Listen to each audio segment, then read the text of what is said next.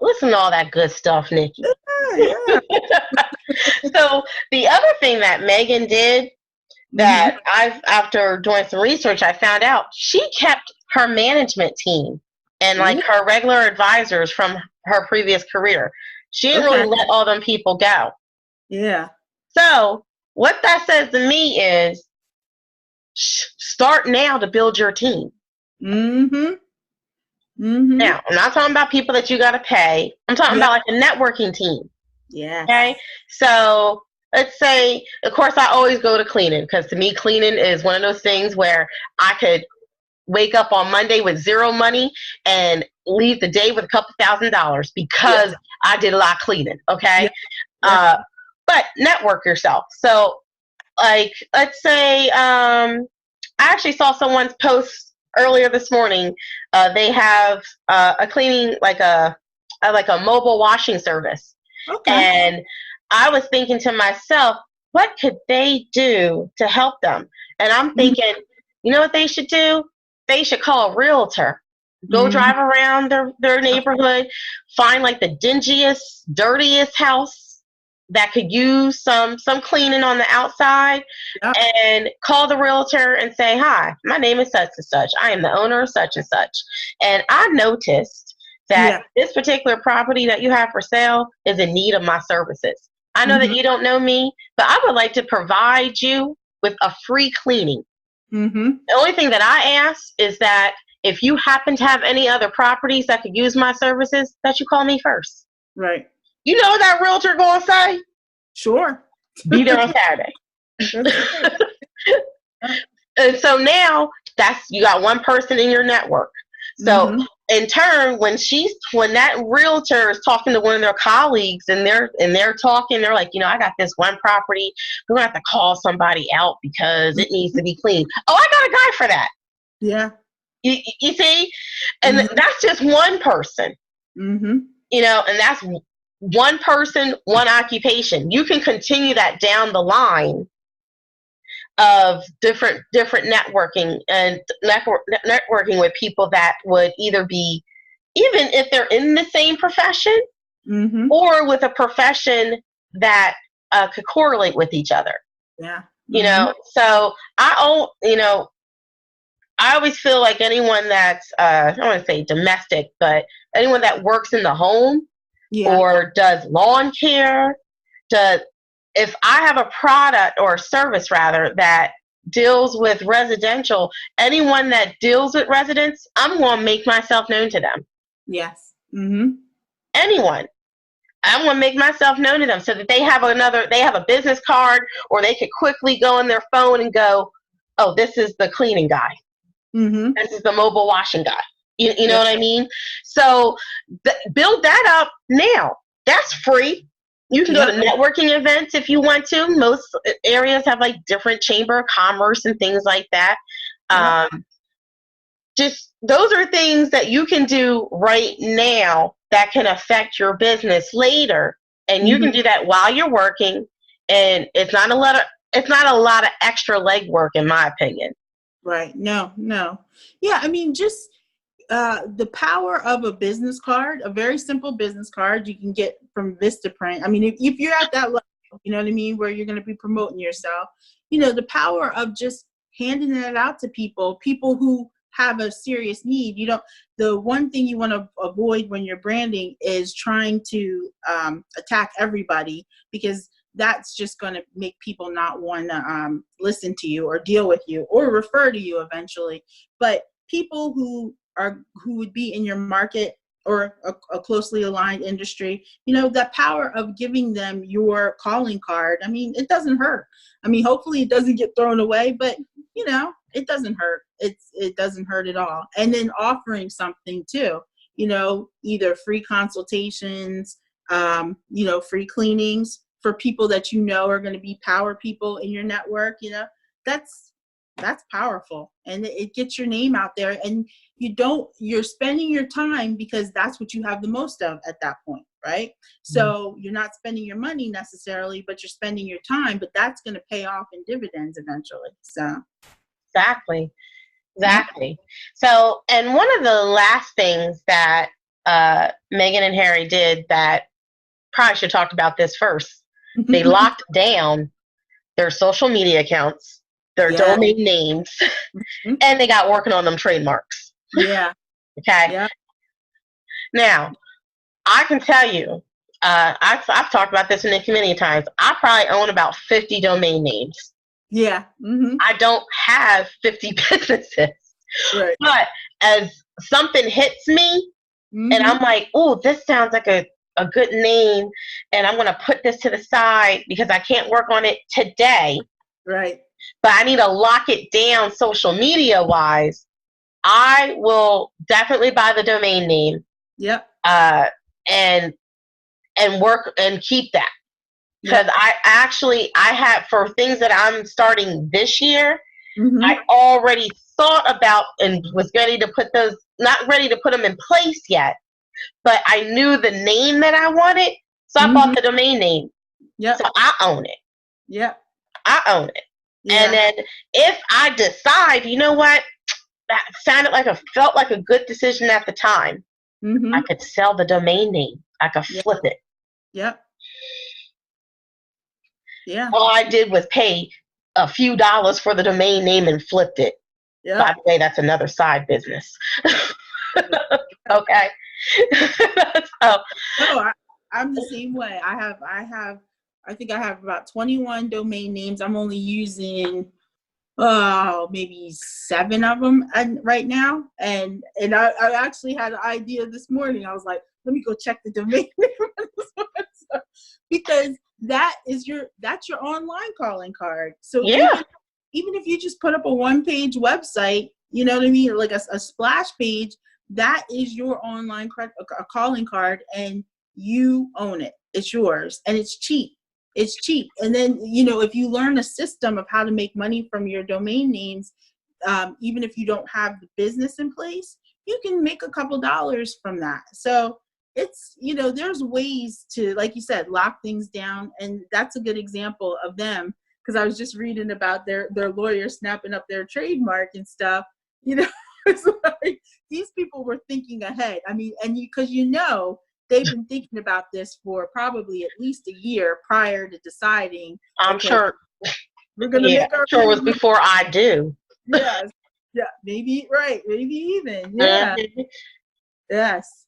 So, and the thing that I would just wanted to point out of Harry and Meghan is that the royal family isn't necessary. I mean, it's big in England and it is pretty big in America.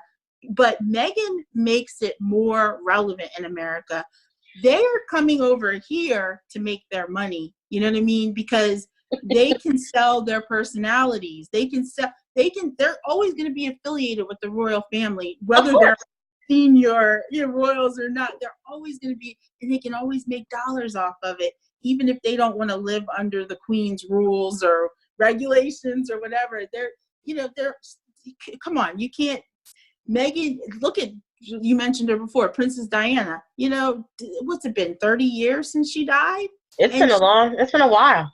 If there's a movie that's a Lifetime, that thing is getting watched because it is important. We can even go back to one of the earliest American princesses. She's from Philadelphia. Oh gosh, her name. Oh, I know who you're talking about. Grace. Princess Grace of Monaco. Yep. Yeah. Yeah. Oh my gosh, Meghan is kind of the modern day her, people still talk about her. So that's smart moves, and they don't have to be under the thumb of the Queen. So have to be so prim and proper and go to this event and attend that event and all that. I mean, I'm sure. It's I watch Netflix, and of course the show The Crown. It's I believe it's one of their highest rated shows, like one that gets one of the watch shows, I should say, on Netflix. And I've watched it, and I've said, "Wow, I would never want to be royalty." Right? They live a very sad life. Slavery, yeah. It has its own type of slavery involved with it. They live a very sad life, and they have to watch every syllable that they say. every hand motion, everything is looked at like a whole nother level with them. And you're completely scrutinized if you do, and you're scrutinized if you don't. And so this whole thing about them being sovereign and don't really have an opinion, oh my gosh, that it couldn't be me. No, I talk too much. Of course, I wouldn't mind someone coming to, get me dressed. Yeah. but like just watching that, I'm like, this is how y'all live. Yeah. Like to me, some of that I would just want some normalcy. Yeah. Now for them, that is normal, but then they probably see other people, when other people join the family that are considered commoners, they probably like, no. I get my own self-dress. Yeah. I don't need you to put my shoes on. Okay, but you can make my bed. Like, I could see that. I mean, just and I'm not saying that show tells you everything, but it makes you, in a way, I feel sorry for them. Yeah. Like, wow, yeah, you're born into royalty, you got money, but it does also show money don't always make you happy. That's very true. But it does pay the bills. Yeah. Yeah. No, I mean, it's like I said, it's almost like has its own type of slavery, and and even with them leaving the kind of the public royal eye, so to speak, they're still going to be under scrutiny. Anything they do is going to still be questioned at this point. In a way, I wonder, like, if one opinion I heard was that they were taking too much attention from his brother and his wife, Kate and what's his face? I can't remember the other brother. Because we don't know his name. Is that right? So the one with the bald head. The brother. Right? The brother, yeah. Well, that's why I should know his name. That's a shame. I'm going to try and look it up. Yeah. William, that's his name. William and Kate. Yeah. They're next in line. So yeah, he's going to be the king. Yeah. They're not as prominent as Harry and Meghan are. And so one theory I heard was that this is actually sanctioned by the crown, that they move across to Canada so that that William and Kate can have their own fame. And I'm like, okay. I'm like, all right. I mean, so. I mean, they can just get on a jet anytime they want and go back to England. So it's, It calls the hubbub. Right. So it's not like, it's not like one of us just moving across so many states and going every time something happens. Oh, I don't know if I can go. They still gonna have all of the extra. I'm sure she got a nanny or two or three. And I doubt she getting up 3 o'clock in the morning to deal with a baby. But right. But like, I don't see all the hubbub. He's never going to be king unless something catastrophic happens, God forbid, because I would never want that. That would be horrible this here. He ain't gonna be king. He is not gonna be the king. So why put themselves through all that extra scrutiny? And he's always gonna be the brother. He's gonna be the little brother with his half black wife, and have everyone talk about them. They might as well just live as a normal life as possible. They'll be back. Yeah. Yeah. They'll be back. So I'm actually kind of glad we didn't talk about this the last show, because it gave me time to really do a little bit of research and to really think about how the business end of what they did. Right. And how they told their 9 to 5, nah, I'm good. Yeah. All together. Y'all keep working around here. But as for me, I'm going to leave. That's right. You can catch me in Canada. How about that? Yeah. It's a good, that's a good outline that you created that shows how they did it step by step, how they used their status and kept certain connections and networks to move into a position of freedom, hopefully. Yeah. So. She's like, I is free. Yeah. Give us free. I understand. It's funny because you'll see how the tabloids talk about them over there. Yes. I thought our tabloids were something. Their tabloids, oh my goodness. And it's like, I mean, I'm sure just like every tabloid story, they always say that there's some part of truth to it. And I'm sure there's some questions and concerns within the family and some upset feelings, but not the way that they report it. I don't think so. I don't think so. You know, and some of the things that they had to endure. I saw some caricature that someone made of their baby as a monkey. Oh, already? Come on. See, I'm a mama bear. You want to talk about one of my kids and do something like that? Yeah. Oh, y'all be like, remember that girl that used to be on YouTube? She in jail now, okay? And she can't do that. No. You know? Yeah. So I get it. I get it. So I really do like the way that they had a methodic plan. And it's one that anyone can adopt. No matter what you do, you can adopt the same plan, put some tweaks to it because, you know, we're not all made of money. But if you just look at how they did a plan, you know, and understand, just because you want to leave your job in January doesn't mean January is when you should leave. Right. Maybe you need to leave in September. Yeah. Or maybe you need to work a whole full year. Or do as Nikki said, add that part-time job that could possibly be in the same industry, so you get some free training and get actually not free, it's paid training. Okay, you get some paid training.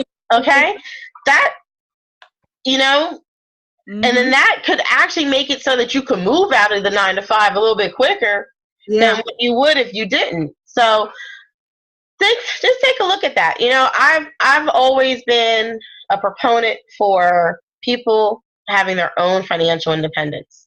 Oh, yes. Yes. Because when you kind of trade your time for money, that's what you do at a job. You're trading your time for money.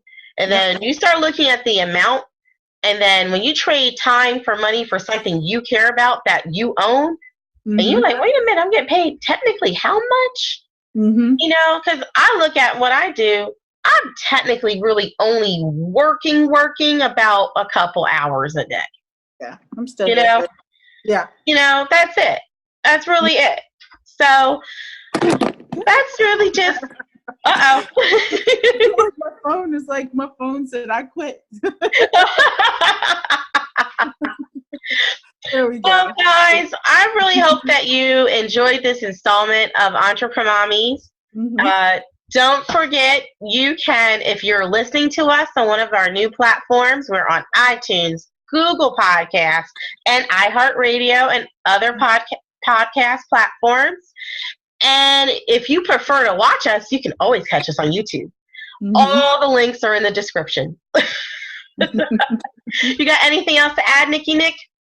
No, I don't. I just want to thank everybody for listening and thank people for liking. Hey, leave us comments because tell us what you want to know about, or if you have questions about our businesses or anything.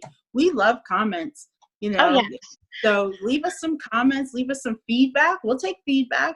We'll take it. Yeah.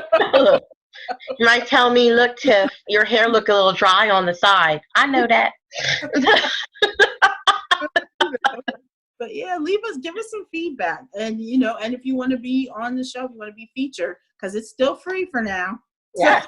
So, but it won't be. But it won't be for long. It might not be free. So exactly. If anyone wants to advertise, just send us an email at entreprenommies@gmail.com. All that information is in the description box. If you want to talk to us about really anything with your business, just hit us up. We're kind of here for you. That's right. And right now we free. That's right. Yeah. So and I just say, if you do any sort of search for consulting, coaching, anything like that, you will see that it is not free. So, there's between the two of us, I mean, we probably got 40 years of experience in different industries, doing different things, and even things that we don't even talk about on the show. Right. So, if you want some feedback for your business, we are here. We're here, and we're researchers too. We'll go and find it. You want some topics, we're not touching on. You want to know more information about a certain thing, we'll look it up, and maybe we'll bring some guests on. So, exactly. And you never know who we know. That's right. You never know who we know. So yeah. So put us to the test. Give us a challenge. So yes. Yeah. All right, guys. It's been such a great show. Thank you guys for listening and watching. Yeah. Thank you. Bye-bye. Bye-bye.